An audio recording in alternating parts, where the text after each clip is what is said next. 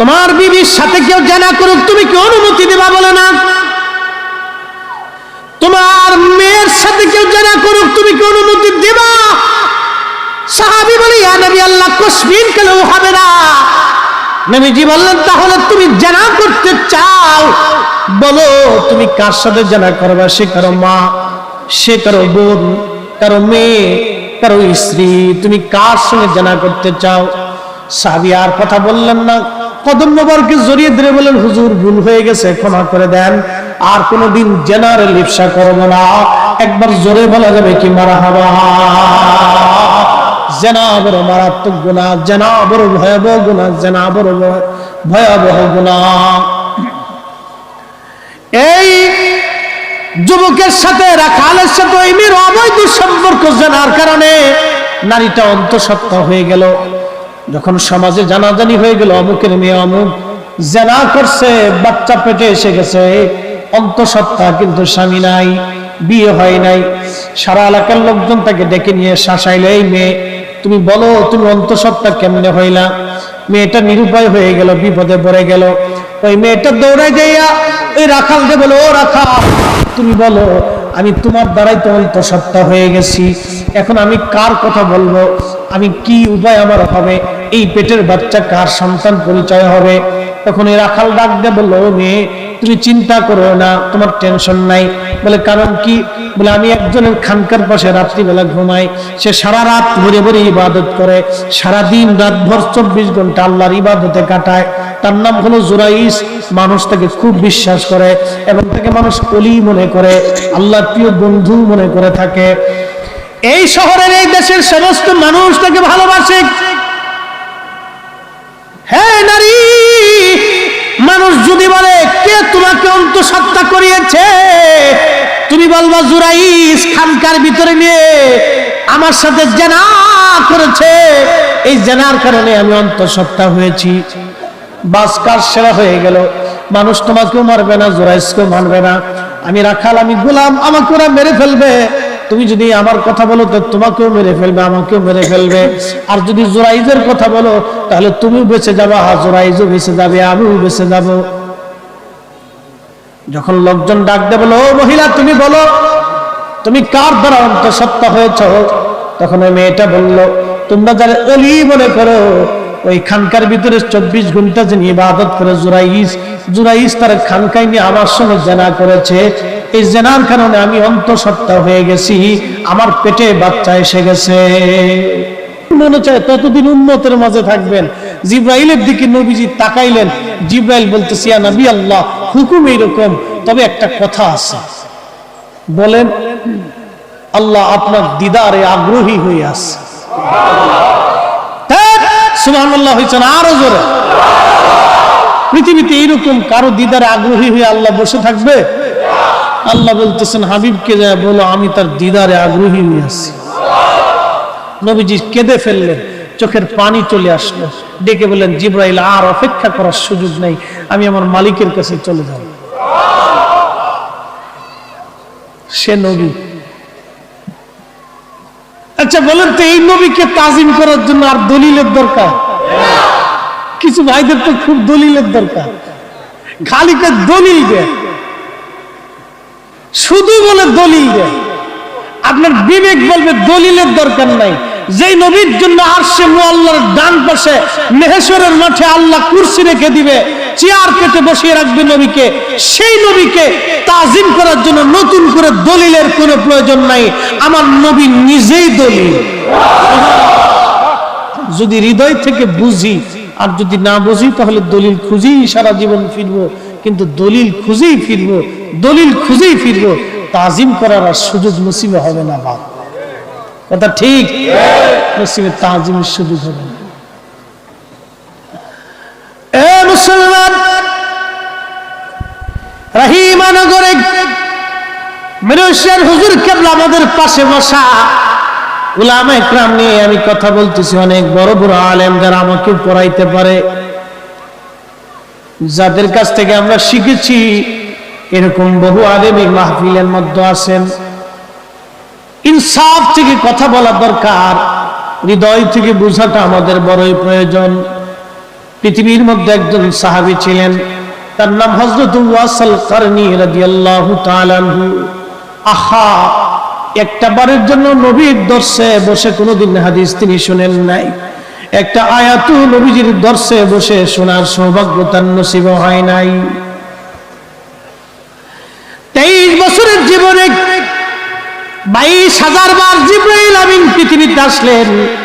114টি সূরা প্রিয় নবীজির কলব মোবারকে নাজিল হয়ে গেল। একটা আয়াতু হযরত ওয়াসাল কারনী কোনদিন নবীজির জবান থেকে শোনার সুযোগ হয় নাই।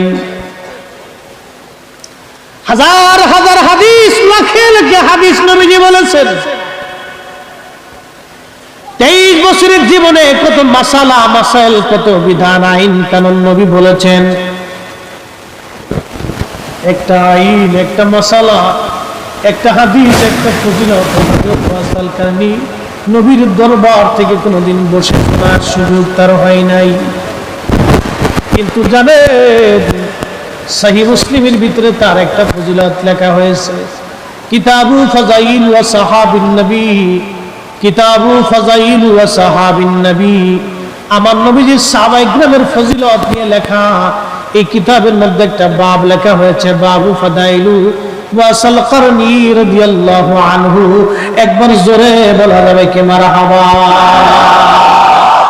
আহা, আইম্মে কিরাম থেকে সাহাবায়ে কিরামের তার ভিতরে রেখে দিয়েছে, তার ফজিলত লিখতে যে একটা হাদিস আনছে। একদিন নবীজি রেখে বলে, আমার হযরত ওমরকে বলতেছে, আমার রে, যদি কোনদিন তুমি আমার ওয়াসাল কারনীরে পাও, তাহলে আমার ওয়াসাল কারনীর কাছ থেকে তোমার মাগফিরাতের জন্য দোয়া চেয়ে নিও। আর আমার ওয়াসাল কারনীকে বইলো, আমার ওয়াসাল কারনী যেন আমার গুনাহগার উম্মতের মাগফিরাতের জন্য দোয়া করে। ওমর রে, আমার গুনাহগার উম্মতের জন্য ওয়াসাল কারনী দোয়া করতে দেরি হবে। আমি নবী বলতেছি, মালিকের আসমানে এই দোয়াগুলি কবুল হতে দেরি হবে না।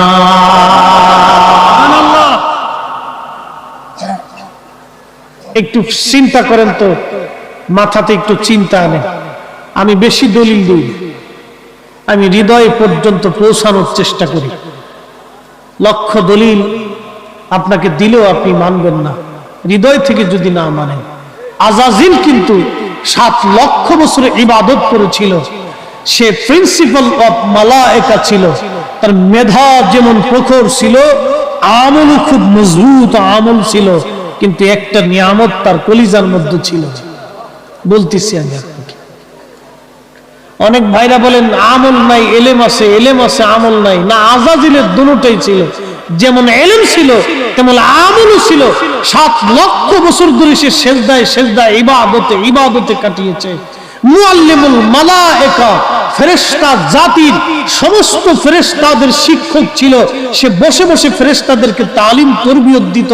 তার শিক্ষা দীক্ষা ফেরেশতারা শুনে চোখের পানি ফেলে ফেলে ফেরেশতারা কাঁদত। সেই আজাজিলের জীবনের একটা ভুল ছিল, আল্লাহ যখন থেকে হুকুম করলেন উসজুদু লি আদম, তুমি আদমের দিকে সেজদা দাও। আদম কেনা মসজুদ ছিল আল্লাহ, আদম ছিল কেবলা। আমি লিখিনি, ইমাম মোল্লা আলী কারি আল মাওরুদুর রাবির ভিতরে তিনি লিখেছেন, মসজুদ হলো আল্লাহ, কেবলা হলো আদম। আদম শুধুমাত্র কেবলা ছিল, আর হাকিকতে তাজিম ছিল নূরে মুহাম্মাদি সাল্লাল্লাহু আলাইহি ওয়াসাল্লাম। একসাথে জোরে বলা যাবে না মারহাবা। সেই দিন যদি আজাজিল জানতো যে আদম শফিউল্লাহর সেকেন্ডে নূরে মুহাম্মাদি আছে, ও আগে সিজদা দিত, ও আগে সিজদা দিত। কিন্তু জানে নাই, বুঝতে পারে না, সেজদা দেয় নাই। জিজ্ঞেস করলেন, রব কেন দিলি না? বলে, তুমি মাটি দিয়ে বানাইছ আর আমাকে আগুন দিয়ে বানাইছ। নিজেকে অনেক বড় ভেবে ফেলল। যখনই বড় ভাবলো, তখনই আল্লাহ বলল, আমার জায়গা পাক, তুই না পাক, বের হয়ে যা। আজাজিল তখনও যদি সারেন্ডার করে বলে, ইয়া রব রব্বানা যালামনা আনফুসানা ওয়া ইল্লাম তাগফির লানা ওয়া তারহামনা লানাকুনান্না মিনাল খাসিরিন, আল্লাহ আমার ভুল হয়ে গেছে, আপনি আমাকে মাফ করে দেন। তাহলে কিন্তু আল্লাহ তাকে তখনও মাফ করে দেয়, কিন্তু সারেন্ডার করে না। তখনও যদি বলে আল্লাহ ভুল হয়ে গেছে, আপনি আমাকে মাফ করে দেন, আমার ভুল হয়ে গেছে, রব্বানা যালামনা আনফুসানা ওয়া ইল্লাম তাগফির লানা ওয়া তারহামনা, আল্লাহ আপনার ভুল হয়ে গেছে, আপনি আমার মাফ করে দেন, আমার ভুল হয়ে গেছে, তখন আল্লাহ তাকে মাফ করে দেয়। তখন সে কি বলল জানেন? বলল, আল্লাহ 7 লক্ষ বছর ইবাদত করলাম, এত লক্ষ বছর ইবাদত করছি, কিছু দেবা না? আল্লাহ বলেন, কি চাস? বলে, কিয়ামত পর্যন্ত হায়াত দিবা। বলে, দিলাম। আর কি চাস? বলে, আল্লাহ তাম পৃথিবী তাসাররুফ করে আসবো, 1 সেকেন্ডের ভিতরে তাম দুনিয়া ঘুরে আসবো, এই শক্তি তুমি আমাকে দাও। আল্লাহ বলেন, তাও দিলাম। আর কি চাস? বলে, আল্লাহ বান্দার শরীরের রক্তের ভিতর দিয়ে ঢুকে আমি বান্দার কালবের মধ্যে বসে মিন শাররিল ওয়াসওয়াসিল খান্নাস, আমি বান্দার কালবের এইখানে বসে বসে ধোঁকা দিয়ে তাকে বেনামাজি, সুদখোর, হারামখোর, জেনাখোর, আর তাকে এই নেশাখোর, আর তোমার বান্দা তোমার থেকে জুদা করে আমি তাকে জাহান্নামী বানিয়ে ফেলবো। আল্লাহ তোমার ইজ্জত ও জালালের কসম করি, আমি আজাজিল একটা বান্দাকে বেহেশতে যাইতে দেব না, সব গুনাহ করাবো। হ্যাঁ, আজাজিল বিরাট বড় চ্যালেঞ্জ দিল। আল্লাহ পাক একটা চ্যালেঞ্জ দিয়ে বসলেন। মুসনাদ আহমদের হাদিস। আল্লাহ ডাক দিয়ে বলে, আজাজিল, আমি আল্লাহর ইজ্জত ও জালালের কসম করে বলি, তুই আমার বান্দাদেরকে গুনাহ করাবি ধোঁকা দিয়ে দিয়ে দিয়ে দিয়ে। তুই শুনে রাখ, আমার বান্দা গুনাহ করার পরে আমি রব্বি করিমের দরবারে ভিখারি বেশে মাথা নত করে বিনয়ে ক্ষমা চাইতে দেরি হবে, আমি আল্লাহ বান্দার জীবনের গুনাহ মাফ করতে দেরি করব না। আরো জোরে ক্ষমা কেমনে চাবেন? আল্লাহ মাফ করে দাও, এভাবে কেমনে? হ্যাঁ, সমস্ত নবীরা কেমনে ক্ষমা চাইছে? দুহাত তুলে বিনয়ের সাথে মাথা নত করে, ইয়া রব, রব্বানা লা তুআখিযনা ইন নাসিনা ওয়া আখতানা, রব্বানা আতিনা ফিদ দুনিয়া হাসানা, রব্বানা ওয়া লা তুহাম্মিলনা মা লা তাকাতা লানা বি। আল্লাহর কাছে এইভাবে মাথা নত করে হাত তুলে ভিখারি বেশি ক্ষমা চাইছে। এখন আমার দেশে হাত তোলাটাও বেদাত হয়ে গেছে। তার মানে বোঝা গেল, যারা হাত তুলে মুনাজাত করতে বেদাত ফতোয়া দেয়, ওটাই হলো বর্তমান জমানার দাড়িওয়ালা টুপিওয়ালা আজাজিল। কষ্ট হচ্ছে না? আজাজিল চিনছেন নি আপনারা? চিনছেন? শয়তান চিনছেন নি? দুনিয়ার শয়তান চিনে যাবেন, খালি ভিতরেটা চিনবেন, বাইরেটা চিনে যান। ভিতরেরটাও যেমন মারাত্মক, বাইরেটা হলো আরো বড় মারাত্মক, সিরিয়াস মারাত্মক। শয়তানের চ্যালেঞ্জ হলো, তোমার বান্দাকে তোমার ইজ্জত জালালের কসম করি, শয়তান আল্লাহর সামনে তর্ক করে বলতেছে, হে রব, তোমার ইজ্জত জালালের কসম করে বলতেছি, একটা বান্দাকে বেহেশতে যাইতে দেব না, সব গুনাহ করাইয়া করাইয়া করাইয়া করাইয়া মিন শাররিল ওয়াসওয়াসিল খান্নাস, আমি ওর অন্তরের ভিতরে বসে ধোঁকা দিয়ে দিয়ে জাহান্নামী বানিয়ে ফেলবো। আল্লাহ পাক ধমক দিয়ে বলেন, এই আজাজিল, শুনে রাখ, আমি আল্লাহ আমার ইজ্জত জালালের কসম করে বলি, তুই আমার বান্দাকে গুনাহ করাবি, আর আমার বান্দা আমার কাছে মাফ চাইতে দেরি হবে, আমি আমার বান্দার জীবনের গুনাহ মাফ করতে দেরি করব। শয়তানের বিরুদ্ধে চ্যালেঞ্জ কার? তো বান্দার কাজ কি? ক্ষমা চাওয়া। বান্দার কাজ কি? বান্দার কাজ কি? বিনয়ের সাথে হাত তুলে চোখের পানি ছেড়ে দিয়ে ক্ষমা চাবেন, অধিক পরিমাণে নিজেকে ইস্তিগফারের মধ্যে রাখবেন। আল্লাহি বিল্লাহি তাল্লাহি ও আসমানের মালিকের কসম করি, বহু পরিমাণে জীবনের গুনাহ ভুল কার না আছে? বক্তা শ্রোতা কেউ তো ভুলের ঊর্ধ্বে না। সবার জীবনে ছোট খাটো বড় মেজো সেজো নওয়া ছোট সর্বপ্রকার গুনাহ আমাদের জীবনে আছে, কিন্তু একটাই রাস্তা, ক্ষমা চাইতে হবে। ক্ষমা ক্ষমা চাওয়া ছাড়া আর কোনো রাস্তা নাই। কথা বলেন ঠিক কিনা? তাহলে বলেন দোয়া হবে? হ্যাঁ, জোরে বলেন দোয়া হবে? দোয়া হবে নবীজিকে বলা হলো হুজুর কোন সময় কবুল হয়?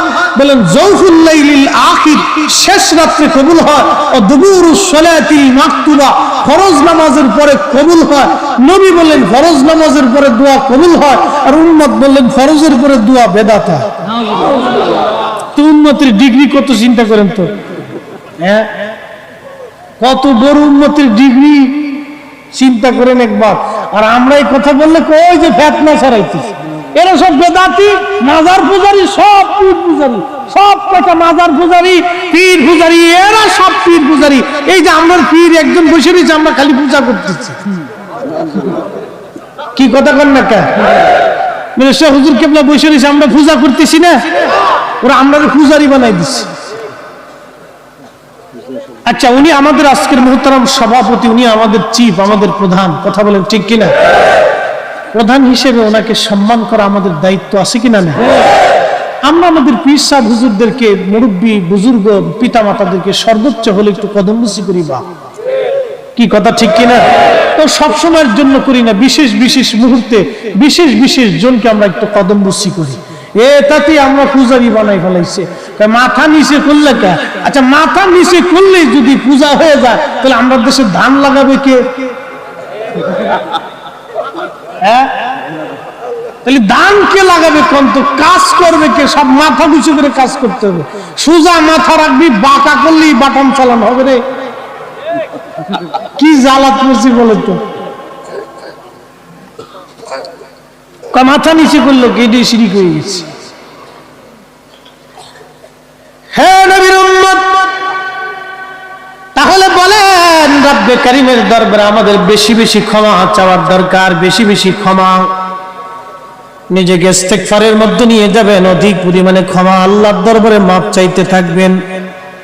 কারণ জীবনের কত ফজর চলে গেছে, জোহর আসর এশা মাগরিব, জীবনের কত নামাজ কত রোজা জীবনের পার হয়ে গেল। মালিকের হুকুম আমাদের আদায় করার সময় সুযোগ আমাদের হয় নাই। জীবনে কত হুকুম আমরা অমান্য করেছি। যদি রব্বে কারীম আমাদেরকে ধরেই বসেন, ইন্না বাতশা রাব্বিকা লাশাদীদ, যদি মালিক ধরেই বসে রে, ফরিদি সাহেবের তো কোনো উপায় নাই, উপায় নাই, বড় উপায় নাই। এই জন্য নিজেকে ইস্তেগফারের মধ্যে রাখতে হবে, অধিক পরিমাণে ক্ষমা চাইতে হবে। দোয়ায় বসে বসে প্রত্যেক নামাজের পরে, হে রব ভুল হয়ে গেছে, আপনি ক্ষমা করে দেন, আপনার ক্ষমা ছাড়া আর কোনো রাস্তা আমাদের নাই।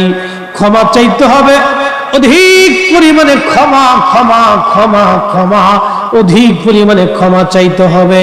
এই জন্য আকাইদে আহলে সুন্নাত ওয়াল জামাত ছাড়া আর কোন নাজাতের রাস্তা নাই। কথা বলেন ঠিক কিনা? ও নবীর উম্মত, বলছিলাম হযরত ওয়াস আল কারনী জীবনে একটা মুহূর্তের জন্য আমার প্রিয় নবীজির দর্শে বসে একটা হাদিস কোনদিন শোনেন নাই। 114টি সূরা নাযিল হয়ে গেল। 23 বছরের জীবনে 22,000 বার জিবরাইল আমিন আসলেন। একটা বারের জন্য ওয়াস আল কারনী নবীজির দর্শে কোনদিন বসে একটা হাদিস শুনেন নাই, একটা মাসালা শুনেন নাই। কিন্তু তার এত দাম হলো কেন, এত মর্যাদা তার হলো কেন? উহুদের ময়দানে নবীজির দন্ত মোবারক ভেঙে ফেলে দেওয়া হলো, কাফেররা দাঁত ভেঙে ফেলে দিল। দন্ত মোবারক শহীদ হয়ে যাওয়ার পরে হযরত ওয়াস আল কারনীর একটাই চিন্তা, নবীজির দন্ত মোবারক শহীদ হয়েছে, নবীজির দাঁত মোবারক নাই, আমারটা রেখে লাভ কি? কত বড় কলিজার ভিতরে একজন নবীর প্রতি উম্মতের ভালোবাসা থাকলে, প্রেম থাকলে, একজন আশিক একটা পাথর হাতে নিয়ে পিটাইয়া পিটাইয়া পিটাইয়া পিটাইয়া নিজের দাঁত ভেঙে ফেলতে পারে। একবার জোরে বলা যাবে কি আল্লাহু আকবার? ফকির দরবেশ বাদশাহ ওলি তুলিতে সেই ফুলের কলি, কান্ধে নিয়ে ভিক্ষার ঝুলি, বাস করে তারা গাছতলায়। কথা বলেন ঠিক কিনা? ও নবীর উম্মত, খুবই মনোযোগ।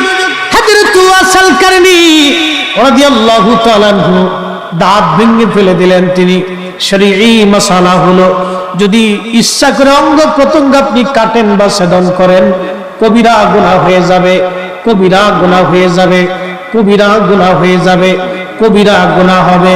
কিন্তু ওয়াসাল কারনি পাথর দিয়ে পিটিয়ে পিটিয়ে পিটিয়ে দাঁত ভেঙে ফেলে দিলেন।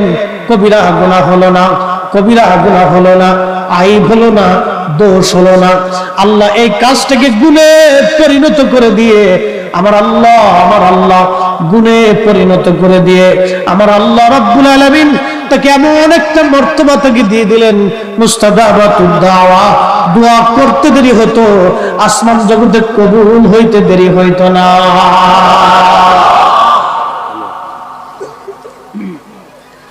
তাহলে বলেন তো আজকে রাসূলের দাম কি?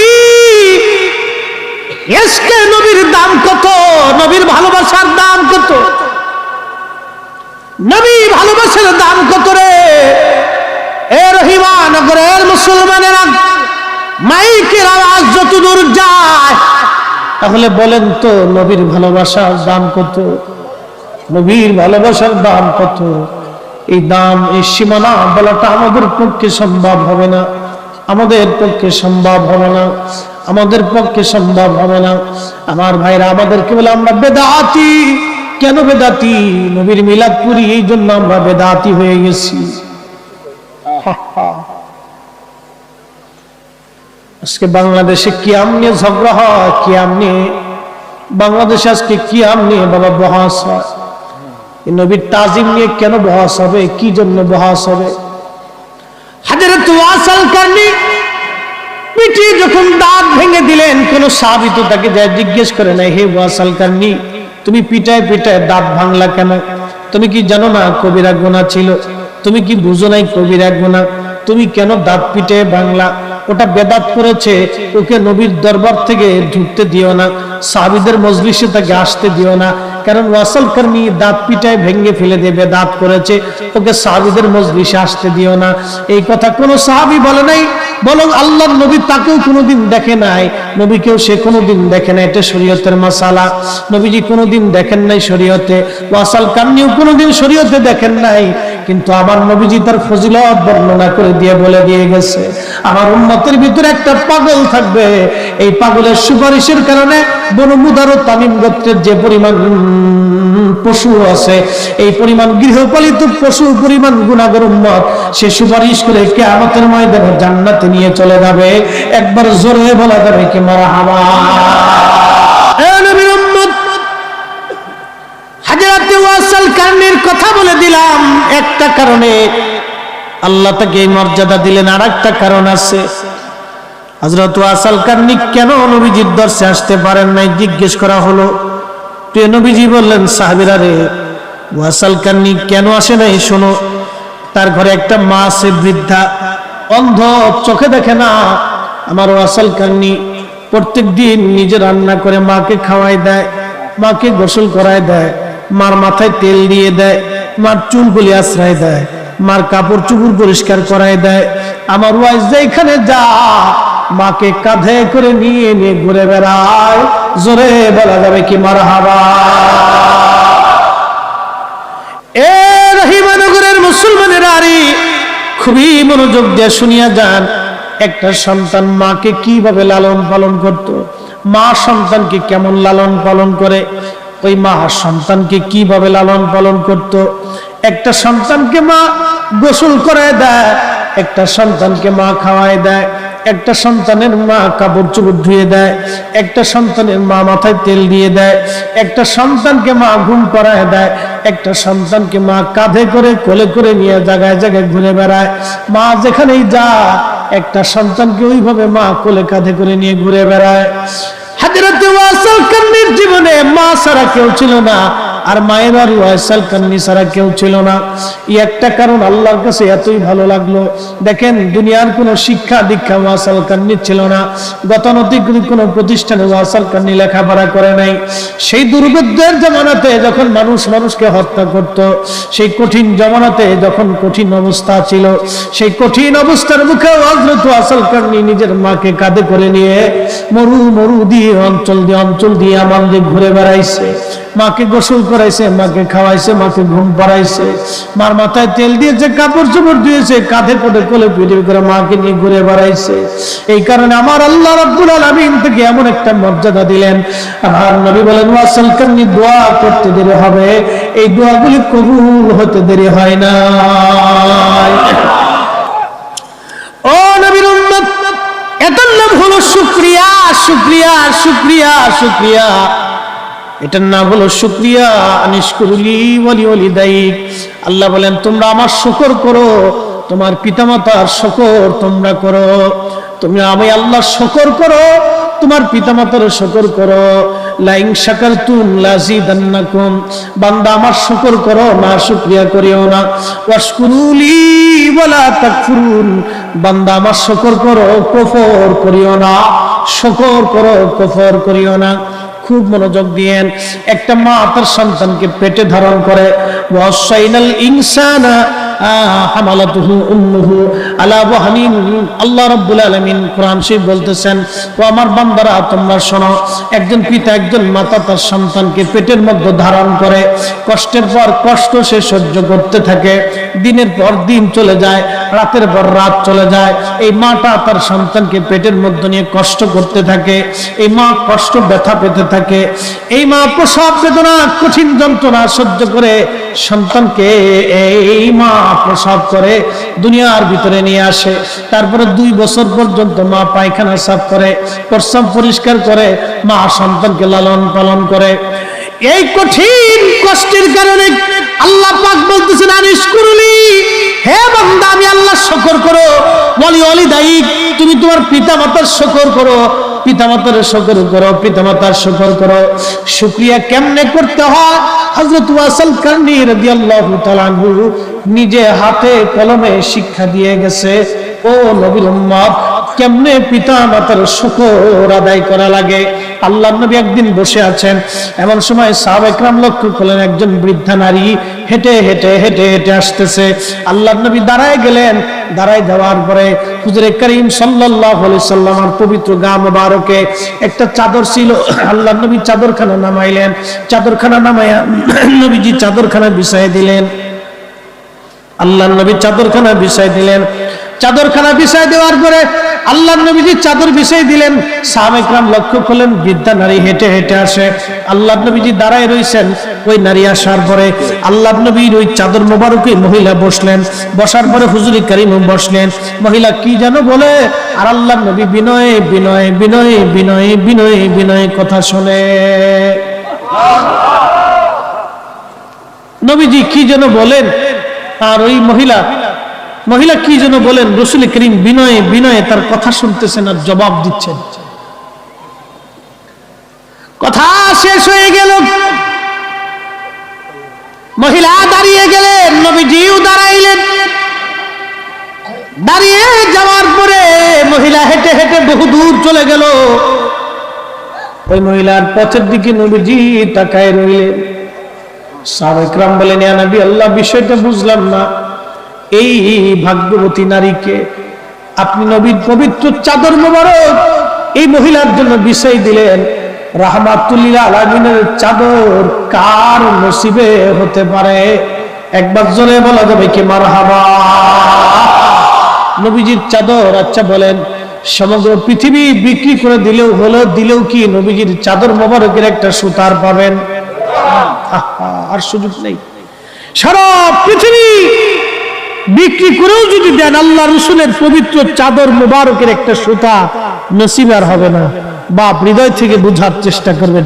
এক সাহাবী, সহিহ বুখারীতে আসছে, এক সাহাবী নবীজির জন্য ইয়ামান থেকে নকশা করা একটা চাদর আনছে। নকশা করা, ইয়ামানে আগে খুব নকশা করা চাদর থাকতো, নকশা করা চাদর। তো নকশা করে একটা চাদর নিয়ে আসছে, এসে বলছে, ইয়া নবী আল্লাহি, আমি আপনার জন্য এই চাদর ইয়ামান থেকে আপনার জন্য হাদিয়া এনেছি। হুজুর এই সামান্যতম খেদমত রাসূল করিম যেন কবুল করে নেন। হযরতে সাহাবীরা বলেন, হুজুর এই যে চাদর মোবারক আপনি বিছাই দিলেন নবীজি, এই চাদর মোবারকের দাম। নবীজি চাদর মোবারক এসে বসলে এই মহিলাকে চিনলাম না। নবীজি দয়া করে বলবেন কি? আল্লাহর নবী ডাক দিয়ে বলেন, সাহাবীরা রে, এই নারী তোমরা চিনো নাই, ছোট্ট কালে মায়ের আদর যত্ন দিয়ে যিনি আমাকে বড় করেছিলেন, যার দুগ্ধ পান করে আমি নবী বড় হয়েছি, তিনি অন্য কেউ না, তিনি হালিমাতুস সাদিয়া রাদিয়াল্লাহু আনহা। তিনি এসেছিলেন বিশেষ প্রয়োজনে আমার কাছে, আমি তার প্রয়োজন মিটিয়ে দিয়েছি। সাহাবীরা রে, এই জন্য আমি মায়ের সাথে বিনয়ে বিনয়ে বিনয়ে কথা বলেছি। আমি আমার গায়ের চাদর বিছাই দিয়ে তাকে বসতে দিয়েছি। একবার জোরে বলা যাবে কি মারহাবা? আমি ফরিদি সাহেব যত বড়ই বক্তা হই না কেন, যতই জীবনে ইস্তিগফার হোক না কেন, আমার আল্লাহ রাসূল বলেন তোমার পিতা মাতার সন্তুষ্টিতেই তোমার জান্নাত, তোমার পিতা মাতার সন্তুষ্টিতে তোমার জান্নাত, তোমার পিতা মাতার অসন্তুষ্টিতেই তোমার জাহান্নাম। তোমার বাবা মা যদি খুশি থাকে তাহলে তুমি আল্লাহ খুশি হয়ে যাবে, আর আব্বা আম্মা যদি বেজার হয়ে যায় আল্লাহ বেজার হয়ে যাবে, মালিক বেজার হয়ে যাবে, মালিক বেজার হয়ে যাবে। ও নবীর উম্মত, আল্লাহ রাসূল সহিহ বুখারীর কিতাবুল আম্বিয়ার ভিতরে একটা ঘটনা তিনি লিখেছেন, উম্মতকে শিক্ষা দেওয়ার জন্য একটা ঘটনা নবী বলেন। ও নবীর উম্মতের, আল্লাহ নবী বলতেছেন, পূর্ব জমানাতে একজন ছেলে ছিল, বুজুর্গ ছিল, সারাদিন 24 ঘন্টা সে ইবাদতের সময় কাটাইতো। 24 ঘন্টার ভিতরে কোন সময়ের জন্য সে ইবাদত ছাড়া থাকতো না। সারাদিন দাঁড়ায় দাঁড়ায় নামাজ পড়তো, সারাদিন রোজা রাখতো, সারা রাত্র জেগে জেগে ইবাদতে দিন কাটাইতো। 24 ঘন্টা এসে একটু সময়ের জন্য ঘুমাইতো না, 24 ঘন্টা ইবাদতে কাটাইতো। বিরাট বড় বুজুর্গ ছিল এই ছেলেটা। এই ছেলেটা অনেক বড় বুজুর্গ। নবীজি বলেন, উম্মতেরা শোনো, তার মা একদিন তার খানেকা, তার ঘরের পাশে দরজায় ডাক দিয়ে বলতেছে, বাবা জুরাইস দরজা খোল, আমি মা আসছি, মা দুটি কথা বলেই চলে যাব। হযরত জুরাইস রাহমাতুল্লাহ আলাইহি তখন নামাজের মধ্যে দণ্ডায়মান। আল্লাহর নবী বলেন, জুরাইস নামাজের মধ্যে চিন্তা করেন, একদিকে নামাজ, অন্যদিকে মা ডাকতেছে, মার ডাকে যদি সারা দেই নামাজ ছেড়ে দেওয়া লাগবে, তাহলে নামাজ ছেড়ে মার সাথে কথা বলতে হবে, আর যদি মা চলে যায় তাহলে নামাজ পড়বো। চিন্তা করলো, না না না, মা চলে যায় যাক, আমি নামাজ ছাড়বো না, আমি নামাজ পড়তেই থাকবো। প্রথম দিন মা খানকায় এসে ডাক দিল, বাবা জুরাইস দরজা খোল, আমি মা কথা বলে চলে যাব। হযরত জুরাইস প্রথম দিন নামাজে দণ্ডায়মান, চিন্তা করলো, না না না, মা চলে যায় যাক, আমি নামাজ ছাড়বো না। হযরত জুরাইস নামাজ পড়তে লাগলেন। মা প্রথম দিন ডাকাডাকি করে চলে গেল, দ্বিতীয় দিন আবার মা আসছে, খানকার দরজায় ডাক দিয়ে বলে, জুরাইস দরজা খোল, আমি মা আসছি, মা দুটি কথা বলেই চলে যাব। হযরত জুরাইস রাহমাতুল্লাহ আলাইহি তখনও নামাজে দণ্ডায়মান। চিন্তা করলেন, একদিকে নামাজ, অন্যদিকে মা, না না না, মা চলে যায় যাক, আমি নামাজ ছাড়বো না। হযরত জুরাইস ওই দিনও নামাজ পড়তে লাগলো। তৃতীয় দিনের মাথায় জুরাইসের মা খানকায় এসে ডাকে, রে জুরাইস দরজা খোল, আমি মা আসছি, মা কথা বলেই চলে যাব, দরজা খোল। এই দিন জুরাইস নামাজে দণ্ডায়মান। চিন্তা করলে, একদিকে নামাজ, অন্যদিকে মা, না না না, মা চলে যায় যাক, আমি নামাজ ছাড়বো না, নামাজ ছাড়বো না। বিরাট বড় বুজুর্গ, অপরাধ কি? নামাজ পড়তেছে, মা ডাকতেছে কিন্তু মার ডাকে সাড়া দেয় না। অপরাধ কিন্তু নামাজ পড়তেছে, নামাজ পড়া কিন্তু অপরাধ না, এটা ভালো কাজ, কিন্তু ডাকতেছে কে? মা। 3 দিন ডাকছে, মার ডাকে সাড়া দেয় নাই। চতুর্থ দিনের বেলায় মা আল্লাহর দরবারে হাত বাড়াই দিচ্ছে।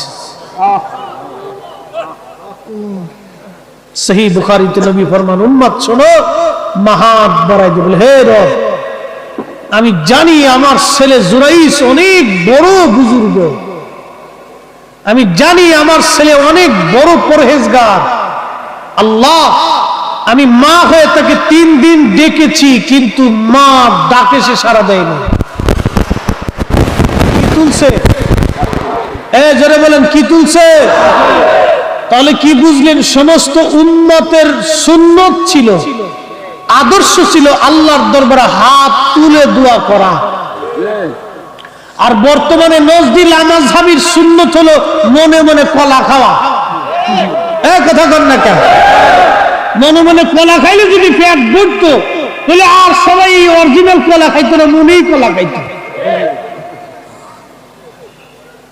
খুব মনোযোগ দিন, হাত তুলে দোয়া করুন, হে রব আমার ছেলে বিরাট বড় বুজুর্গ, কিন্তু আমি মা হয়ে তোমার কাছে বলে গেলাম আমার ছেলে যত বড় ওলি হোক, এক কথা শেষ, আমার ছেলে তোমার দরবারে যত বড় ওলি হোক, যত বড় আবেদ হোক, যত বড় জাহেদ হোক, তোমার যত বন্ধু হোক, আমি মা হয়ে বদদুয়া করে গেলাম আমার ছেলেকে কোন জেনাকারিনী নারীর অপবাদ না দিয়ে, অপদস্থ অপমানিত না করাইয়া মৃত্যুর কোলে তাকে শোয়াইও না। শেষ, বুজুর্গি শেষ, বুজুর্গি এখানে শেষ। ওয়াসাল কারনির কোন লেখাপড়া ছিল না, কিন্তু তার দাম কত জানেন? লক্ষ লক্ষ গুনাহগার উম্মতের জন্য দোয়া করবে। নবী বলছেন দোয়া করতে দেরি, কবুল হতে দেরি। আরো জোরে, কেন? কৃতজ্ঞতা, কৃতজ্ঞতা, কৃতজ্ঞতা। এই কৃতজ্ঞতা মানুষের ভিতর থেকে চলে যাচ্ছে। আপনি একজনকে দাওয়াত করে নিয়ে খাওয়াবেন, খাওয়ানো একটু কম দিয়ে দিলে আসার সময় বলবে ধুর খাওয়াইতে পারবি না, তো দাওয়াত করছে কেন? ডাল দিছে, গোস্ত দেয় নাই, গোস্ত দিছে তার ভাজি দেয় নাই, ভাজি দিছে তো লবণ দেয় নাই, বেশি সুবিধা রয়েছে না, ও বেশি খাওয়াইতে পারে না, খাওয়াইতে পারবি না তো দাওয়াত দিছে কেন? এই লোক আর কুত্তার মধ্যে কোনো তফাৎ আছে ভাই? হাই হাই হাই হাই, এই লোক আর কুকুরের মধ্যে কোনো তফাৎ নেই। এই জুরাইজের মা হাত তুলে বলি আর আমার ছেলে যত বড় বুজুর্গ হোক, আমি মা হয়ে দোয়া করে গেলাম আমার ছেলেকে কোন জেনাকারিনী নারীর অপবাদ না দিয়ে তুমি মরণ দিও না গো আল্লাহ। প্রিয় নবী বলেন মায়ের বদদুয়ার সাথে সাথে কবুল হয়ে গেল। কবুল হয়ে যাওয়ার পরে ওই ছেলের সে ওই জুরাইজ খানকার ভিতরে ইবাদতরত আছে, তিনি জানেন না মার বদদুয়া কবুল হয়ে গেছে। ওই খানকার ভিতরে সে ইবাদতরত, কিন্তু ওই এলাকার একটা রাখাল রাত্রিবেলা মাঝে মধ্যে তার খানকার পাশে এসে ঘুমায় থাকতো। ওই রাখালের সাথে এলাকার একটা মেয়ের অবৈধ প্রেম হয়ে গেল, সম্পর্ক হলো। নাউজুবিল্লাহি মিন যালিক। অবৈধ সম্পর্ক হয়ে যাওয়ার পরে ওই ছেলেটার সঙ্গে ওই মেয়েটা জেনা করলো। জেনার কারণে মেয়েটা অন্তঃসত্ত্বা হয়ে গেল। যুবক, আজকে তো মুসলমান জেনাকে জেনাই মনে করে না, জেনাকে জেনাই মনে করে না। জেনা যে কত কঠিন গুনাহ, কত কঠিন, কত ভয়াবহ গুনাহ, কত ভয়াবহ। নবীজির একজন সাহাবী এসে বলেন ইয়া নবী আল্লাহ, যদি অনুমতি দেন আমি জেনা করতে চাই। নবী বললেন সাহাবী জেনা তো করতে চাও, তাহলে আমার প্রশ্নের জবাব দিয়ে যাও। বলে হুজুর বলেন কি প্রশ্ন? আল্লাহর নবী বলেন সাহাবী বলো, বলো সাহাবী তুমি তোমার মায়ের সঙ্গে কেউ জেনা করুক তুমি কি অনুমতি দেবা? সাহাবী বলেন ইয়া নবী আল্লাহ কসমিন কালো অনুমতি দেব না। আল্লাহর নবী বলেন তোমার বোনের সাথে কেউ জেনা করুক তুমি কি অনুমতি দেবা? বলে না।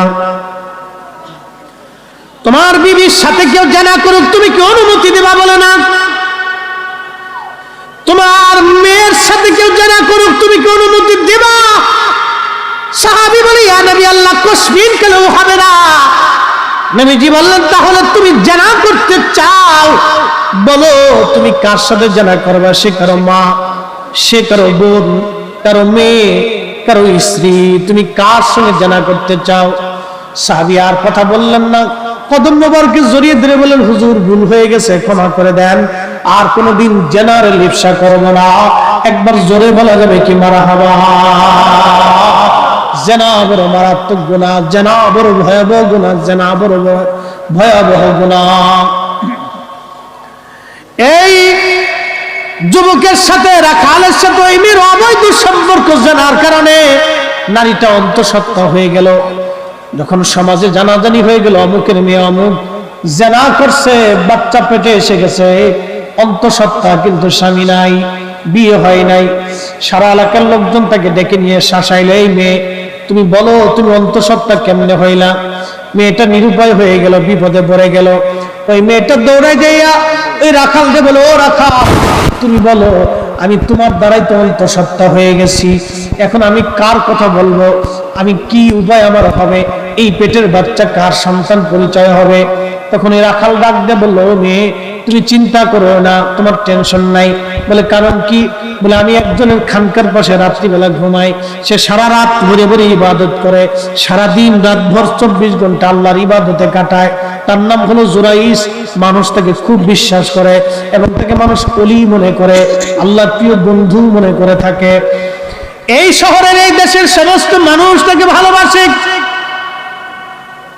হ্যাঁ নারী, মানুষ যদি বলে কে তোমাকে অন্তঃসত্ত্বা করিয়েছে, তুমি বলবা জুরাইস খানকার ভিতরে নিয়ে আমার সাথে জেনা করেছে, এই জেনার কারণে আমি অন্তঃসত্ত্বা হয়েছি। বাস কাজ সেরা হয়ে গেল। মানুষ তোমাকেও মারবে না, জুরাইসকেও মারবে না। আমি রাখাল, আমি গোলাম, আমাকে ওরা মেরে ফেলবে। তুমি যদি আমার কথা বলো তো তোমাকেও মেরে ফেলবে, আমাকেও মেরে ফেলবে। আর যদি জুরাইজের কথা বলো তাহলে তুমিও বেঁচে যাবা, জুরাইজও বেঁচে যাবে, আমিও বেঁচে যাব। যখন লোকজন ডাক দেবে, বলো ও মহিলা তুমি বলো তুমি কার দ্বারা অন্তঃসত্ত্বা হয়েছ? তখন ওই মেয়েটা বলল, তোমরা যারা ওলি মনে করো, ওই খানকার ভিতরে 24 ঘন্টা যিনি ইবাদত করে জুরাইস, জুরাইস তার খানকায় নিয়ে আমার সঙ্গে জেনা করেছে। এই জেনার কারণে আমি অন্তঃসত্ত্বা হয়ে গেছি, আমার পেটে বাচ্চা এসে গেছে। মায়ের বাদদুয়া কবুল হয়ে গেল। কবুল হয়ে যাওয়ার পরে ছেলেরা লাঠি সুটা নিয়ে জুরাইদের খানকা আক্রমণ করলো, আগুন দিয়ে পুড়িয়ে দিল, মারতে লাগলো। জুরাইদ বলে, হে যুবকেরা কেন মারো? যুবকেরা বলে, তুমি অনেক বড় ভণ্ড প্রতারক, অমুক যুবকের সঙ্গে তুমি জেনা করেছো, অমুক মহিলার সঙ্গে তুমি জেনা করেছো, অন্তঃসত্ত্বা হয়ে গেছে, ওই নারীটা বাচ্চা পেটে এসে গেছে। তখন জুরাইদ বলে, আল্লাহর কসম করে বলি জীবনেও কোনোদিন আমি তারে দেখি নাই, আমি জেনা করা তো দূরের কথা। তখন মুরব্বীরা বলল, ঠিক আছে তাহলে তাকে মারা বন্ধ করো, আগে আমরা সাক্ষী তলব হাজির করে দেখি, বিচার আচারে বসি, কি হয় আমরা পরে সিদ্ধান্ত নেব। যখন সবাই এক জায়গায় বসলো, মেয়েটাকে বলা হলো, এই মেয়ে তুমি বলো, তুমি সত্য করে বলো জুরাইস কি তোমার সঙ্গে জেনা করছে? মেয়েটা তো নাসরবান্দা, সে বলতেছে, হ্যাঁ জুরাইস আমার সাথে জেনা করছে। তাহলে তোমার সাক্ষী কি? বলে আমার পেটের বাচ্চা আমার সাক্ষী, আমি যে বাচ্চা পেটে, এটা তো আমার সাক্ষী, সে আমার সাথে জেনা করছে, খানকার ভিতরে নিয়ে জেনা করছে, বেডি তো করে দিচ্ছে। লোকেরা বললো, জুরাইস মহিলার সাক্ষী, মহিলার পেটের বাচ্চা, তোমার কি সাক্ষী আছে বলো? তুমি যে জেনা করো নাই তার প্রমাণ কি বলো? আচ্ছা বলো তো কি প্রমাণ দিবে? জুরাইস বলতেছে, আমারও সাক্ষী ওই মহিলার পেটের বাচ্চা। বলে মহিলা পেটের বাচ্চা, তোমার সাক্ষী কেমনে? ওইটা তো মহিলার সাক্ষী। বলে না, ওই বাচ্চা প্রসব হওয়ার পরে আমি ওই কোলের দুধের বাচ্চাকে জিজ্ঞেস করব আমের মাধ্যমে সে পৃথিবীতে আসছে নাকি অন্যের মাধ্যমে পৃথিবীতে আসছে, সে আমি জিজ্ঞেস করব। লোকেরা বলল, জুরাইস এই ছোট্ট শিশু বাচ্চা কি কথা বলবে? জুরাইস বলল, হ্যাঁ আমি বললে অবশ্যই বাচ্চা কথা বলবে। আর একটু জোরে বলবেন, আরো জোরে, পাওয়ার আছে? জোরে বলেন, আছে। জুরাইস কিন্তু ওলি, জুরাইস যে জেনা করে না এটা তো সত্য, সে যে বুজুর্গ এটাও সত্য, কিন্তু মায়ের বদদুয়া একটা ভুল তাকে এই পর্যন্ত নিয়ে আসছে, মার বদদুয়াটা কাজে লাগছে। ফরিদি সাহেব যত বড়ই বক্তা হন না কেন, মায়ের বদদুয়া যদি একবার কপালে নসিবে থেকেই থাকে তাহলে আর বক্তাগিরি দিয়ে জান্নাত নসিব হবে না। কথা ঠিক? এইটা বুঝে যেত। প্রিয় মুসলমান, এই জুরাইস ডাক দিয়ে বললেন, বাচ্চা প্রসব হওয়ার পরে আমি জিজ্ঞেস করব। লোকেরা বলল, জুরাইস ছোট্ট বাচ্চা কি কথা বলবে? বলে হ্যাঁ। হযরত জুরাইস বললেন, ঠিক আছে, বাচ্চা প্রসব হওয়ার পরে আমি আমার সাক্ষী হাজির করব। লোকেরা বলল ঠিক আছে, তাহলে ততদিন জোরেই জেলখানায় থাকবে, বাচ্চা প্রসব হোক। মহিলা বাচ্চা প্রসব হলো, 6 মাস 7 মাস 8 মাস পরে বাচ্চা প্রসব হওয়ার পরে বাচ্চাটাকে নিয়ে কোলে করে মহিলা আসছে। মেয়েটা তখনও জানে না আল্লাহর ওলিদের দৌড় আল্লাহর আরশ পর্যন্ত, আল্লাহর ওলিদের দৌড় আল্লাহর আরশ পর্যন্ত, আল্লাহর ওলিদের দৌড় আল্লাহর আরশ পর্যন্ত। কথা বলেন ঠিক কিনা? নবীজির সামনে একদিন রাসূল করিমের সাহাবী হযরত হারেস রাদিয়াল্লাহু আনহু সকালবেলা দেখা। নবী আমার জিজ্ঞেস করলেন, হারেস তোমার সকালবেলা কেমন কাটে? বলি, ইয়া নবী আল্লাহ, পরিপূর্ণ ঈমান ও ইয়াকিনের সাথে কাটে। বলে, প্রত্যেক হাকিকতের হাকিকত আছে। বলো হারেস, তোমার ঈমানের হাকিকতই? বলে, কান্নি আনজুরু ইলা আরশি রাব্বি বারিজান, আমার ঈমানের হাকিকত হলো আমি আপনার সামনে দাঁড়াইয়া খোদার আরশে আবু আল্লাহ আমি প্রকাশ্যভাবে দেখতে পাই। জোরে বলা যাবে কি মারহাবা? আচ্ছা বলে, নবীর একজন সাহাবী নবীর সামনে দাঁড়ায় যদি আরশে মুআল্লা দেখতে পায়, তাহলে আল্লাহর নবী মদিনার থেকে আজকের মাহফিল দেখা মনে হয় কষ্ট হইতেছে। হ্যাঁ, খুব কষ্ট হইতেছে নবীজিদের। বাবু সালাতুল কুসুফের ভিতরে হাদিস আসছে, আল্লাহর নবীজি সালাতুল কুসুফের নামাজ শেষ করার পরে হুজুর করিম আসমানে হাত বাড়াইছেন, হাত বাড়ানোর পরে হাত সরিয়ে নিয়ে আসছেন। সাহাবা আজমাইন বলেন, ইয়া নবী আল্লাহি, জীবনে তো এরকম কোনোদিন দৃশ্য দেখি নাই, আপনি আসমানে হাত বাড়াইলেন, হাত সরিয়ে নিয়ে আসলেন। নবীজি বললেন, সাহাবীরা, আমি আল্লাহর বেহেশত দেখেছিলাম, বেহেশতে লোভনীয় আঙ্গুর ফল দেখেছিলাম, ওই আঙ্গুর ফল আনার জন্য আমি নবী আসমানে হাত বাড়াইছিলাম, জান্নাতে হাত বাড়াইতেছিলাম। যদি আঙ্গুর ফল আনতাম, জান্নাতের আঙ্গুর কিয়ামত পর্যন্ত মানুষ খাইতো, কিন্তু শেষ হইতো না। কোন জায়গায় হাত বাড়াইছে? জোরে কোন নবী? কোন জায়গা? নবী মদিনাতে যায় নামাজে, প্রিয় নবী মদিনাতে যায় নামাজে, আল্লাহর নবী হাত বাড়াইছে জান্নাতে আঙ্গুর ফল আনার জন্য। যে নবী মদিনায় দাঁড়িয়ে, যে নবী মদিনায় দাঁড়িয়ে আল্লাহর জান্নাতে হাত বাড়ায় আঙ্গুর আনতে পারে, আনার জন্য হাত বাড়াইতে পারে, সে নবী মদিনায় দাঁড়ায় জান্নাতের আঙ্গুর দেখতে পারে। যে নবী মদিনায় দাঁড়ায় জান্নাতের আঙ্গুর দেখতে পারে, সে নবী আজকের মাহফিলও দেখতে পারে। এখন বললে কই যে শিরিকি কথা, এই শিরিকি কথা কইয়া এরা সব বেদাতি, এই শিরিকি কথা কইয়া এরা মানুষের ধোঁকা দিতেছে। আমরা শিরিকি কথা শিরিকি বানাইছে। আচ্ছা, এই কথা বিশ্বাস করার জন্য যদি আমরা শিরিকি হই, তাহলে আল্লাহর নবী যখন বললেন, সাহাবীরা, আমি জান্নাতে আঙ্গুর ফল দেখছি, আঙ্গুর আনার জন্য হাত বাড়াইছি, যদি আনতাম তাহলে তোমরা কিয়ামত পর্যন্ত খায় শেষ করতে পারতো না। তখন তো অনেক সাহাবী বলছিল, তখন সাহাবীরা কেন বললো না, হুজুর আপনি শিরিকি কথা কোন কেন? কি কথা বলেন তো? কোন সাহাবী যদি এই কথা বলতো, তাহলে তো সাহাবীর কাতারে নাম থাকতো। হাই হাই হাই, সাহাবী আবার একবার জায়গা থেকে নাম কেটে যেত। তার মানে বোঝা গেল সাহাবী নবীর কথা বিশ্বাস করার কারণে সাহাবী হইছে, ইমানদার হইছে। আমরাও সাহাবীদের মতো বিশ্বাস করার কারণে আমরা সুন্নি হইছি। কথা বল ঠিক কিনা? ভেজাল আছে? ভেজাল আছে? যারা আমরা শিরিকি বানাইছে ওর ভিতরে ভেজাল আছে, ভেজাল আছে, বেজাল বেজাল বেজাল বেজাল। এই জন্য কিয়ামতের ময়দানে একদল মানুষ চেহারা মলিন হয়ে বসে থাকে। ইয়াউমা তাবিয়াদ্দু উজুহুন ওয়া তাসওয়াদ্দু উজুহুন ফাআম্মাল্লাযীনা আসওয়াদ্দাত উজুহুহুম, ইয়াউমা তাবিয়াদ্দু উজুহ, একদল মানুষের চেহারা উজ্জ্বল, দেখলে বোঝা যাবে জান্নাতি, ওয়াহুম আহলুস সুন্নতি ওয়াল জামাআত। আমি বলি নাই 1450 বছর আগে ইবনে আব্বাস রাদিয়াল্লাহু আনহুমা, কোরআনের সবচেয়ে বড় মুফাসসির, তিনি বলতেছেন জান্নাতে যারা যাবে তারা হলো আহলে সুন্নাত ওয়াল জামাত, তারা সুন্নি মুসলমান, সুন্নি মুসলমান, সুন্নি মুসলমান। একসাথে জোরে বলা যাবে আল্লাহু আকবার। কোরআন কার বাণী?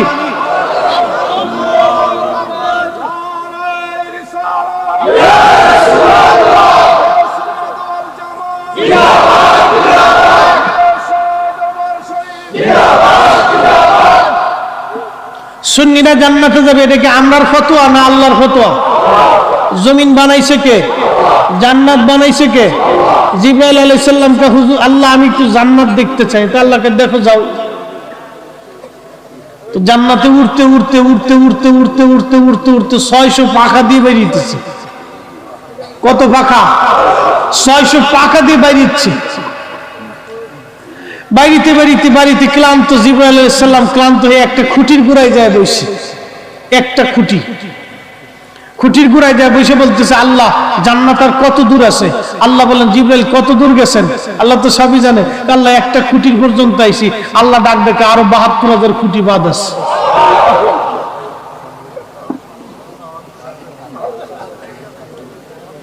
আমার দিকে তাকান, এই জান্নাত আল্লাহ কাগজ লাগে বানাইছে? আমরা লাগে জান্নাত আল্লাহ বানাইছে। কতক্ষণ ঠিক কিনা? জান্নাত আল্লাহ আমরার লাগে বানাইছে। আমি জান্নাত পাইতে আমরা সুদ খাওয়া লাগবে, বেশি বেশি ঘুষ খাওয়া লাগবে, আর খালি আজকাল বাস নিয়ে রেডি থাকবে যে কারে বাস দিয়ে আসা তাহলে জান্নাত পাওয়া যাবে। শুরু করে এই বিরাট জান্নাত আল্লাহ বানাইছে গেলে এগার লেগে নাকি? হ্যাঁ জান্নাত জান্নাত। জাযাউহুম ইনদা রাব্বিহিম জান্নাতু আদনিন তাজরি মিন তাহতিহাল আনহার।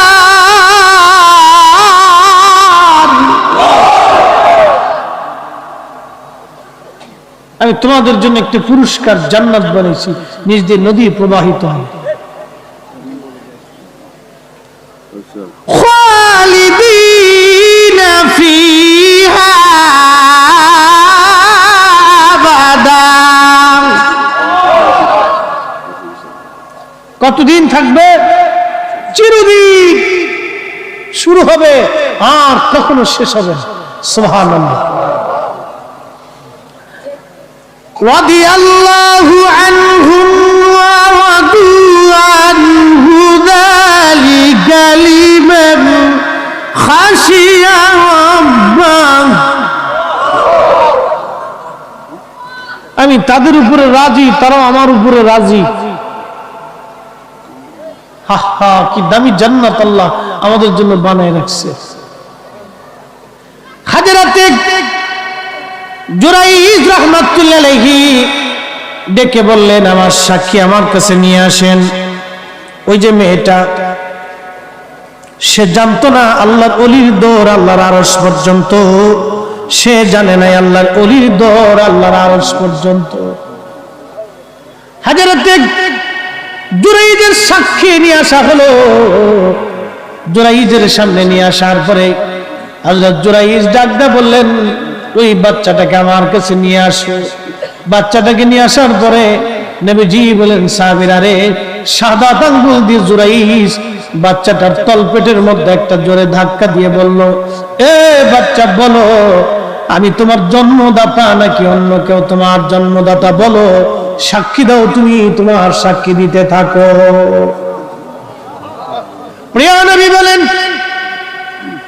4টি বাচ্চা মায়ের কোলের মধ্যে কথা বলেছিল, তার ভিতরে একটা বাচ্চা হলো হযরত জুরাইজের সাক্ষী, আর একজন বাচ্চা হযরত ইউসুফ আলাইহিস সালামের সাক্ষী। জুরাইজের সাক্ষী হযরত ইউসুফ আলাইহিস সালামের সাক্ষী, হযরত ইউসুফ আলাইহিস সালামের সাক্ষী। হযরত ইউসুফ যখন জুলাইখা থেকে অন্তর্মহলে নিয়ে চলে গেল জিনা করার জন্য, উদ্বুদ্ধ করতে লাগলো ইউসুফকে।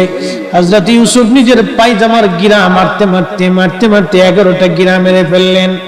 ঠিক এমন সময় তাফসীরে জালালাইনের হাসিয়ার মধ্যে এসেছে হযরত ইউসুফ আলাইহিস সালাম দেওয়ালের সাথে দেখতেছেন হযরত ইয়াকুব আলাইহিস সালামকে দেখা যায়। হযরত ইয়াকুব মুখের মধ্যে আঙ্গুল দিয়ে বলতেছিল, ইয়া ইউসুফ লা তাকরাবুজ জিনা, ইউসুফ জিনার কাছে যাবি না। আরে ইউসুফ জিনার কাছে যাবি না, জিনার কাছে যাবি না। এইভাবে মুখের মধ্যে আঙ্গুল দিয়ে বলতেছে ইউসুফ রে সাবধান, জিনার কাছে যাবি না, জিনার কাছে যাবি না। যখন হযরত ইউসুফ ইয়াকুব আলাইহিস সালামকে দেওয়ালে দেখলেন, একটা দৌড় মেরেছিলেন তিনি। ওই দৌড় দেওয়ার সঙ্গে সঙ্গে হযরতে জিবরাইল আলাইহিস সালামকে আল্লাহ পাঠিয়ে দিয়ে বলেন, জিবরাইল দরজা খুলে দাও। 7টা দরজা টাস টাস করে জিবরাইল খুলে দিলেন। ইউসুফ দৌড়াইতে লাগলেন, আর জুলাইখা পিছন দিক থেকে জামা টেনে ছিঁড়ে ফেলে দিয়ে রাখলেন। কিন্তু ইউসুফ দৌড়ে দরজার সামনে যায়, দেখে আজিজে মিশর দরজার সামনে দাঁড়ানো। কেন ইউসুফ, তুই কেন আমার অন্দরমহলে দৌড়াই বের হচ্ছিস? জুলাইখা ডাক ডাকে, স্বামীরে কত বড় বেয়াদব গোলাম আপনি এনেছেন, আমার সম্মানহানি করার জন্য আমার অন্দরমহলে ঢুকেছিল। কত বড় বেয়াদব দেখছেন। আজিজে মিশর ডাক দিয়ে বলতেছে, ইউসুফ করলে কি? ইউসুফ কা মালিক আমি দোষী না, আপনার বিবি দোষী। জুলাইখা কয়, স্বামী তার জামা টেনে ছিঁড়ে রেখেছি, এই যে দেখেন আমার তার সাক্ষী। হযরত আজিজে মিশর ডাক দিয়ে বলে, আজ ইউসুফ তুমি তোমার সাক্ষী হাজির করো। হযরত ইউসুফ বলেন, আজিজ আমার একটা সাক্ষী আছে। আপনার ঘরের মধ্যে আপনার ভাতিজা দোলনায় শুয়ে আছে, আপনার ভাতিজাকে জিজ্ঞাসা করেন আমার দোষ না জুলাইখার দোষ। বলে, ইউসুফ রে বাচ্চা কি কথা বলবে? বলে, হ্যাঁ। আপনি যা জিজ্ঞেস করেন দুধের বাচ্চা কথা বলবে। জোরে বলা যাবে কি সুবহানাল্লাহ। নবী ওলিদের ইজ্জতের কারণে আল্লাহ তার আইন পরিবর্তন করেন। হ্যাঁ, শেষ। নবী ওলিদের ইজ্জত বাঁচানোর জন্য, ইজ্জতের জন্য আল্লাহ তার আইন পরিবর্তন করেন। কে সুবহানাল্লাহ আসতে কেন? আরো জোরে। ওলি আল্লাহর পক্ষে আসি না নাই? আসি। আজিজে মিশর দেখে, ভাতিজা বলো তো কার দোষ? ভাতিজা কয়, জামার সামনে থেকে ছিললে ইউসুফের দোষ, পিছন দিক থেকে ছিললে জুলাইখার দোষ। আজিজে মিশর আইসে দেখে, জুলাইখা জামাটা দাও দেখি। তো জামা নিয়ে দেখে পিছন দিক থেকে ছিঁড়ছে। জুলাইখা তুমি তো দোষী। স্বামী, স্টপ ইওর মাউথ। বেডি খুব চালাক ছিল, আর কথাটা তো বললেন না, ইজ্জত কিন্তু পাঁচর আপনারটাই হইল। বাস শেষ। নবীজি বললেন, 4জন ছোট্ট বাচ্চা মায়ের কোলে কথা বলেছিল, তার আরেকটা জুরাইজের সাক্ষী। হযরত জুরাইজ তলপেটের মধ্যে শাহাদাত আঙ্গুল দিয়ে একটা ধাক্কা দিয়ে বলে, বাচ্চা বলো আমি তোমার পিতা না অন্য তোমার কেউ পিতা? তখন বাচ্চার জবান খুলে যায়, বলে, সমাজের মানুষ তোমরা শোনো, উনি আল্লাহর ওলি, ওনার কোনো দোষ নেই, উনি আমার জন্মদাতা না, ওনার মাধ্যমে আমি পৃথিবীতে আসিনি, উনি একবারে নিষ্পাপ। আমার জন্মদাতা অমুক রাখালের মাধ্যমে আমার মা জেনা করেছিল, তার ফসল আমি, সে নিষ্পাপ। একসাথে বলা যাবে মারহাবা। পাওয়ার আছে, নবীর উম্মতের পাওয়ার আছে। আগের উম্মতের যদি এই পাওয়ার হয়, তো আমার নবীর উম্মতের পাওয়ার কত চিন্তা করেন। এজন্য হুজুর গাউসে পাক মহিউদ্দিন আব্দুল কাদের জিলানী আল্লামা মুল্লা আলী কারিয়ান নুজহাতুল খাতিরের মধ্যে লেখে, হযরত গাউসে পাক এক জায়গায় মুরাকাবা বসে লৌহ কলমের পৃষ্ঠা উল্টে দেখতে পায়। পাওয়ার আছে? আওয়াজ তুলে বলেন আছে। এই পাওয়ার অর্জন করতে হলে কি করতে হবে? বেশি বেশি সুদ খাওয়া লাগবে, ঘুষ খাওয়া লাগবে, মানুষের ক্ষতি করতে হইব, খালি ফলের মধ্যে ফরমালিন মারতে হইব। মধুপুরে গেছি আনারস কেনার জন্য টাঙ্গাইল, চিন্তা করলাম এখানে গাছের গোড়া, এই বাগান তিল হয়েছে। বললাম যে ভাই ঢাকার আনারস খাবো, যাচ্ছে কাছে ফরমালিন থাকে, তো গোড়ার থেকে একটু গাছের থেকে কাইটে দেন। তা হুজুর লাভ নাই। আমি বললাম কেমন? তো একবারে গাছের ভিতরে মেরে দিচ্ছি।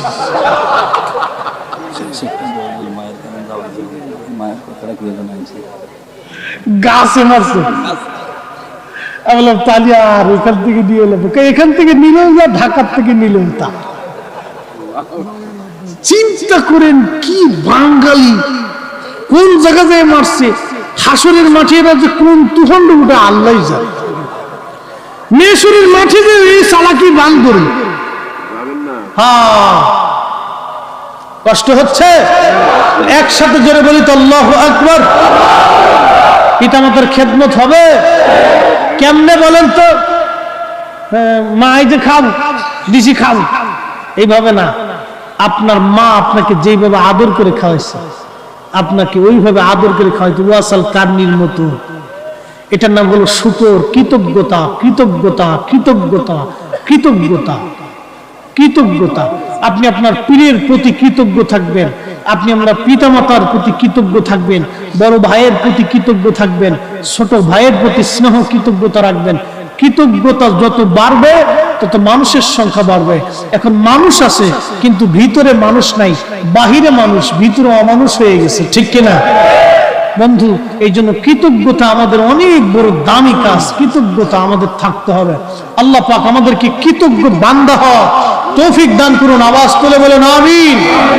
কৃতজ্ঞ, এই জন্য আল্লাহ বলেছেন ওয়াশকুরুলি, আমার শুকর করো, ওয়ালা তাকফুরুন, আমার কুফর করিও না, নাফরমানি করিও না, শুকর করো। এই জন্য আমাদের শুকরিয়া করতে হবে। সর্বপ্রথম শুকরিয়া আল্লাহর প্রতি থাকতে হবে। আনিশকুরুলি বলি বলি দেই, আল্লাহ বলতেছেন আমার পরে তোমরা তোমার পিতামাতার শুকর আদায় করতে হবে। আল্লাহর পরে পিতামাতার শুকর করতে হবে, কারণ এই পিতামাতা আমাদেরকে অনেক কষ্ট করে লালন পালন করছে। এক সাহাবী, হাদিস শোনেন, এক মিনিট, এক সাহাবী নবীজির কাছে এসে বলেন, ইয়া নবী আল্লাহ, একজন সন্তান পিতামাতার অবাধ্য সন্তান, বাবা মা মারা গেছে, এখন উপায় কি? নবীজি বললেন তার জন্য একটা উপায় হলো পিতামাতার জন্য অধিক পরিমাণে যদি দোয়া করে, এই দোয়ার কারণে আল্লাহ পাক তাকে কিয়ামতের ময়দানে পিতামাতার সেবক, খেদমত গুজারি বান্দা হিসেবে, খেদমত গুজারি সন্তান হিসেবে আল্লাহ তাকে কবুল করে মেহশরের মাঝে উঠাই দিবে। একসাথে বলা যাবে সুবহানাল্লাহ। তাহলে বাবা মার জন্য কি করা লাগবে? দোয়া। যাদের বাবা মা মারা গেছে তাদের বাবা মার জন্য কি করা লাগবে? জোরে বলেন কি দোয়া? রাব্বির হামহুমা কামা রাব্বায়ানি সগীরা। আর বেশি বেশি করে সাদকা দিতে হবে, বেশি বেশি করে দোয়ার ইন্তজাম করতে হবে। আমরা রাহা কতই না উত্তম ছিল, আগে প্রত্যেক জুমাতে মানুষ প্রত্যেক জুমার নামাজের পরে মিলাদের ইন্তজাম করত, বাবা মার জন্য দোয়া করত। দোয়ার জন্য কোরআন শরীফ হাফিজ সাহেবদেরকে বাড়িতে ডেকে নিয়ে বাবা মার জন্য কোরআন খতম দিওয়াইতো, মুরব্বীদেরকে ডেকে নিয়ে কালেমা খতম দিওয়াইতো। কতই না চমৎকার একটা মানে ব্যবস্থা ছিল। এগুলির বেদাতের ফতোয়া দিয়ে দিয়ে, নতুন আবিষ্কারের ফতোয়া দিয়ে দিয়ে, সমাজ থেকে উঠাই দিয়ে, এই একবারে উঠাই দেওয়ার এক মানে প্রক্রিয়া হয়ে গেছে। অলরেডি বহু সমাজ থেকে উঠে চলে গেছে। এখন সন্তান বাবার কবরের পাশ দিয়ে বিড়ি টানতে টানতে চলে যাবে। কি কথা কন না কেন? দোয়া বাদ হয়ে গেছে, কবরের পাশ দিয়ে যায়, বিড়ি টানতে টানতে চলে যায়। ছেলের মনেই নেই যে বাপ কবরে শুয়ে রয়েছে, মা কবরে শুয়ে রয়েছে। এই মা তাকে 10 দিন, 10 মাস, 8 মাস পর্যন্ত পেটে বহন করছে, ওই সন্তান ভুলে গেছে, মনেই নেই, মনেই নেই। কতটা অকৃতজ্ঞ হলে একটা ছেলে তার বাবার কবরের পাশ দিয়ে দেয়, সালাম পর্যন্ত দেয়। অকৃতজ্ঞ। এই জন্য আল্লাহ বলেছেন আনিশকুরুলি বলি বলি দেই, আমি আল্লাহ শুকর করো, তোমার পিতামাতার শুকর করো। এটার নাম হলো শুকরিয়া। তাহলে বাবা মার জন্য কি দোয়া হবে? আওয়াজ তুলে বলেন হবে। কোরআনের হাফেজদেরকে বাড়ি ডেকে নিয়ে যাবেন, মাদ্রাসা থেকে হাফেজ সাহেবদেরকে বাড়ি ডেকে নিয়ে যেয়ে কোরআন খতম দিয়ে হবে। ঘরে বাড়িতে কোরআনের আওয়াজ কেন জানেন? হযরতে খাদিম রাসূল হযরত আনাস রাদিয়াল্লাহু আনহুর সারা জীবনের আমল ছিল, উনি যখন কোরআন শরীফ খতম দিতেন, খতম দেওয়ার রাত্রিবেলা কোরআন পড়তেন, কিছু কোরআন শরীফ উনি রেখে দিতেন, ফজরের নামাজের পরে এই কোরআন শরীফ তেলাওয়াত বাকিটা করে ছেলে মেয়ে আত্মীয় স্বজন সবাইকে ডাকতেন। হযরত আনাসের পরে 100-এর উপরে সন্তান ছিল। কে সুবহানাল্লাহ আসতে হবে কেন? জোরে বলেন। সব সন্তানদেরকে ডাইকে নিয়ে আনাস রাদিয়াল্লাহু তাআলা আল্লাহর নবীজি চাদর মোবারক নিয়ে নিজের গায়ে লাগিয়ে দিলেন। কিছুক্ষণ পরে আরেক সাহাবী এসে বলতেছে, হুজুর মেহেরবানি করে ওই চাদরটা আমাকে ভিক্ষা দিয়ে দেন। আরো হ্যাঁ, আরেক সাহাবী এসে আমার ভিক্ষা দেন। আল্লাহর নবীজি গাছ থেকে খুলে তাকে দিয়ে দিলেন। অন্যান্য সাহাবে کرام খুব রেগে গেছে, সাহাবীরা তাকে মারতে গেছে। তুমি জানো না আল্লাহর হাবিবের চাদর খুব প্রয়োজন? তুমি এটাও জানো যে রাসূল করিমের কাছে চাইলেই দিয়ে দিবে, তুমি চাইলা কেন? সাহাবে کرام তাকে মারতে গেছে, তুমি চাইলে কেন? তুমি জানো না রাসূলের চাদর খুব দরকার? ওই সাহাবী ডরে কাঁদে দিছে। নবীজির দরবারে এসে বলতেছে, হুজুর আপনাকে কষ্ট দেওয়ার জন্য আমি চাদর নিয়ে নেই। ইয়া নবী আল্লাহ, আমার জীবনের একটা ইচ্ছা, আপনার চাদর আমি ভিক্ষা নিয়েছি। বলে কি ইচ্ছা? বলে হুজুর আমার ইন্তেকালের সময় যেন এই চাদর দিয়ে, নবীর চাদর দিয়ে যেন আমাকে কাফন পরানো হয়। হুজুর আল্লাহি বিল্লাহি তাল্লাহি আমি এই উদ্দেশ্য করে চাদর নিছি হুজুর, আমার আর কোনো উদ্দেশ্য নেই, আপনাকে কষ্ট দেওয়ার জন্য চাদর নেই। ইয়া নবী আল্লাহ, আপনার চাদর আমার মরণের সময় আমার গায়ের সম্বল হিসেবে পেঁচে আমার কাপড়ের কাপড় হবে, এই সৌভাগ্যের জন্য আমি আপনার চাদর আমি নিয়ে নিচ্ছি। আচ্ছা বলেন তো, একজন সাহাবীর কাছে নবীর চাদরের দাম কত ছিল? এবার বুঝেন তো,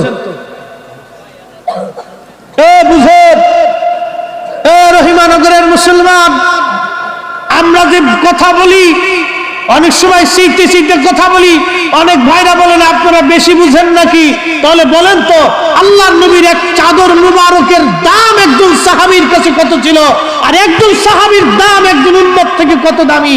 আমার সমস্ত উম্মতকে সাহাবী ব্যতীত সব উম্মতকে এক পাল্লায় দিবেন, আর একজন আপনা সাহাবীর জুতা আর এক পাল্লায় দিবেন, একজন আপনা সাহাবীর জুতা আর ওজনের সমান হবে না। কথা বলেন ঠিক কিনা?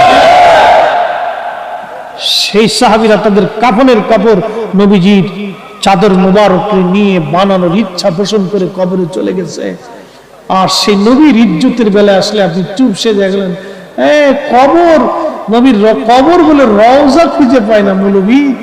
আবার কয়েকদিন আগে তো পাই গেল দিনাজপুর, কোরআনে বলে দিনাজপুর পাওয়া গেছে, আর একটা আপনার কুমিল্লা খুঁজে পায়, জাকির নাকির টাই খুঁজে পায়, কত পাগল দেশ হয়েছে ভাই। এগুলি পাগল মাঝে মধ্যে ধরে ধরে এনে খালের ভিতরে শুবানোর দরকার। কি কথা কন না কেন? এগুলো মাঝে মধ্যে একটু শুবানোর দরকার। এই পাগল ছাগল দেশে বহুত বাইরে গেছে, বেশি পাগল হয়ে গেছে দেশে, একবার অতিরিক্ত পাগল হয়ে গেছে। বক্তাদের ভিতরে এমন কিছু বক্তা বেরিয়েছে যে ভাইরাল হওয়ার জন্য একবারে বেশি পাগল হয়ে গেছে। এগুলো ধরে ধরে আইনে যদি ল্যাংটা করে খুব সুন্দর মতো সিট কিনে কষাতে মেরে দেওয়া যেত, একবারে সুন্দর সাইজ হয়ে যেত একবারে। ওই আমরা হুজুরা যখন ছোটকালে মাদ্রাসায় পড়ার সময় পড়া যখন পারছি না, তখন আমরা কইসে বসান দিতেই হবে ধরে ধরে। এরকম ধরে ধরে যদি কইসে দেওয়া যেত, সব সোজা হয়ে যেত।